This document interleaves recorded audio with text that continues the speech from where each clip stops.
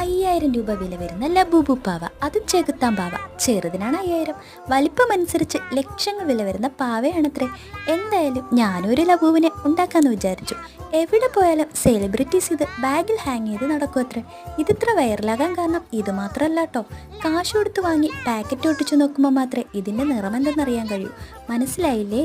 Colour select ചെയ്ത് വാങ്ങാൻ കഴിയില്ലെന്ന്. എന്തായാലും എവിടെയും ഇതുവരെ കാണാത്തൊരു കളറായിപ്പോയി എൻ്റെ ലബൂബുവിന്. ലബൂബുവിനെ മാനുഫാക്ചറിങ് ചെയ്തിരിക്കുന്നത് ചൈനയിലും ഡിസൈൻ ചെയ്തിരിക്കുന്നത് ഒരു ഹോങ്കോങ് ഡിസൈനറുമാണ്. കയ്യിലുള്ളതൊക്കെ വെച്ചിട്ട് ഞാനും ഒന്ന് ട്രൈ ചെയ്തു എന്ന് മാത്രം. ബൂബുവിൻ്റെ അത്രയ്ക്ക് അങ്ങോട്ടായിട്ടില്ലെങ്കിലും വൈറലായ ലബൂബുവിനെ ട്രൈ ചെയ്ത് നോക്കാൻ പറ്റുമല്ലോ.